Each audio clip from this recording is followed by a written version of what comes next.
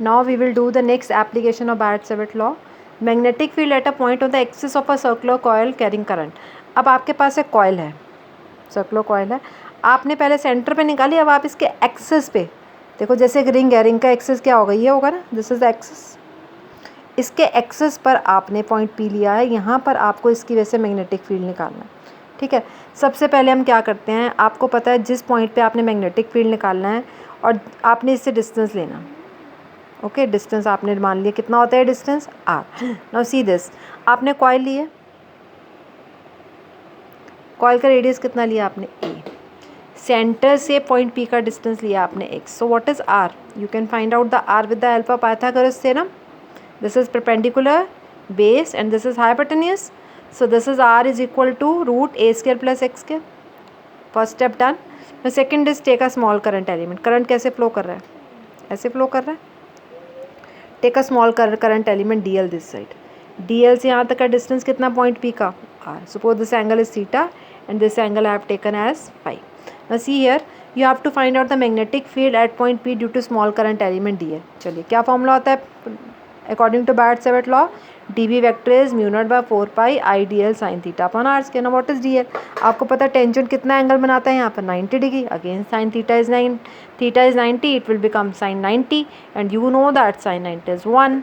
So mu naught by 4 pi I dl upon r square. Now what is r square? r you have calculated with the help of Pythagoras theorem.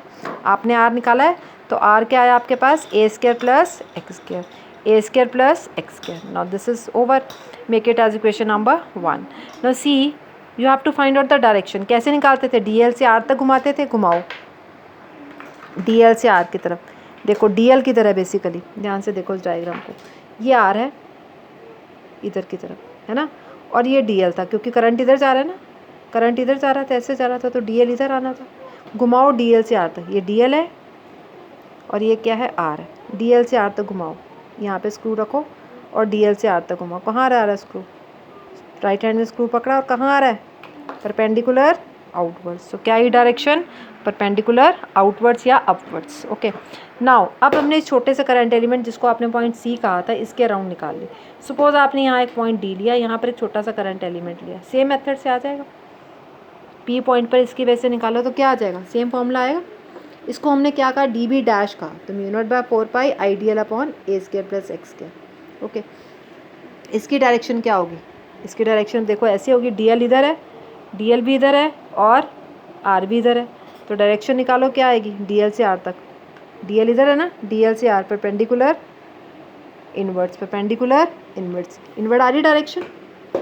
तो देखो एक D B के direction मैंने दिखाई outward, D B dash जो मैंने यहाँ से निकाला है, इस डी एलिमेंट की वजह से, इस डी एलिमेंट की वजह से हमने यहाँ पर जो निकाला है क्या आया, वो डी बी डैश, और मैंने इस डी बी डैश को क्या कहा है, mu naught by 4 pi I d l by I a square plus x square. इसकी डायरेक्शन क्या बताए, परपेंडिकुलर आउटवर्ड। ना come to diagram again, d B क्या था, डी बी की डायरेक्शन थी आपके पास परपेंडिकुलर अपवर्ड, ये मैंने ऐसे दिखा दिया, प्लेन ऑफ पेपर पे तो आप ऐसे दिखा सकते हो।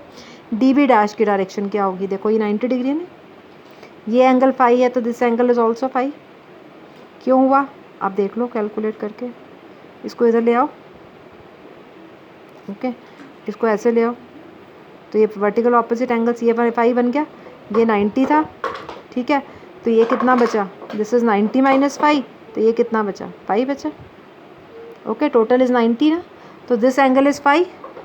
अच्छा, कोई ज़रूरी नहीं है फाई ये एंगल भी हो सकता है, अगर आप वर्टिकल ऑपोजिट की बात करते हो, सी दिस, अगर ये फाई है तो वर्टिकल ऑपोजिट में ये भी फाई होगा, येस और नो, हो सकता है, दोनों का किसी बुक्स में ये फाई कहते हैं, किसी बुक में ये वाला एंगल फाई कहते हैं, तो दोनों से करेक्ट है। अगर ये फाई है, ध्यान दो, अगर ये वाला एंगल फाई है तो इसका कंपोनेंट डी बी का कंपोनेंट लो, ये बन जाएगा डी बी कॉस फाई और ये बन जाएगा d B sine phi.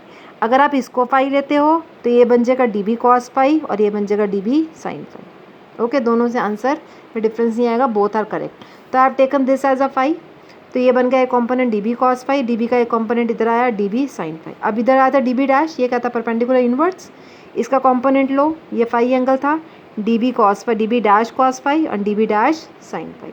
Now see, D B cos pi and D B dash cos pi. ज़रा ध्यान दो, डी बी की वैल्यू क्या आई थी, mu naught by 4 pi ideal A square plus x square, और डी बी डैश की क्या आई थी, mu naught by 4 pi ideal A square plus, दोनों सेम थी। ध्यान से देखो, डी बी और डी बी डैश में मैग्नीट्यूड क्या था, सेम था, सिर्फ डायरेक्शन का फ़र्क था। एक जगह डायरेक्शन क्या थी आपके पास, अपवर्ड, और इसकी डायरेक्शन क्या थी, इनवर्ड। ओके, सिर्फ डायरेक्शन का फ़र्क था। Means d B cos phi तो देखो दोनों में सेम है, तो डी बी और डी बी डैश का मैग्नीट्यूड भी सेम है, तो ये तो cancel, equal and opposite cancel हो गए। तो नेट आपके पास क्या आया, सिर्फ डी बी साइन फाई और D B dash sine phi, और डी बी और डी बी डैश वैसे सेम है, तो ये 2 डी बी साइन फाई बन गए। तो नेट मैग्नेटिक फील्ड कितना बचा, D B sine phi plus D B dash sine phi, means 2 D B sine phi आ गए। आप देखो, जब आपने 2 करंट एलिमेंट लिए थे ना, तो आंसर आ रहा है 2 डी बी साइन फाई। 3 लोग हैं तो क्या आएगा, 3 डी बी साइन फाई। 4 लोगे तो 4 डी बी साइन फाई। तो बेसिकली पूरे कॉयल की वजह से मैग्नेटिक फील्ड कैसे निकलेगा, आप क्या करो, डी बी साइन फाई का सम अप कर दो, क्योंकि 2 की वजह से क्या आ रहा है, 2 डी बी साइन फाई, 3 की वजह से क्या आएगा, 3 डी बी साइन फाई। तो हम डी बी साइन फाई को हम सम अप कर दें, डी बी की वैल्यू क्या आती है, mu naught by 4 pi ideal A square plus x square sine phi, see this angle triangle up. Sine phi क्या होगा, perpendicular upon hypotenuse. What is perpendicular, A, hypotenuse is root A square plus x square. Put करो value को, A upon root A square plus x square. Solve करो इसको, mu naught ideal A upon A square plus x square, ये 1 है power, ये 1/2 power 3/2 हो जाएगी। सब कुछ कांस्टेंट है, अब अंदर रह जाएगा सिर्फ समेशन और D L. Now D L क्या बनेगा, देखो डी एल, ये छोटा सा एलिमेंट लिया, D L D L D L D L, इसको आप इंटीग्रेट करोगे तो ये क्या बन जाएगा, what is this, this is circumference having a radius A, so it will be 2 pi A. तो क्या बन गया आपके पास, ये 2 pi A. So what you will find out, mu naught by 4 pi I 2 pi A square upon A square plus x square root 3/2 for n number of turns. मान लो ये तो आपने कितनी कॉइल ली थी, एक सिंगल टर्न के लिए, तो if you have a number of turns, n number of turns, what you will do, you will simply multiply with n. आप सिर्फ एन से multiply, this was the magnetic field due to n number of coils. Got it.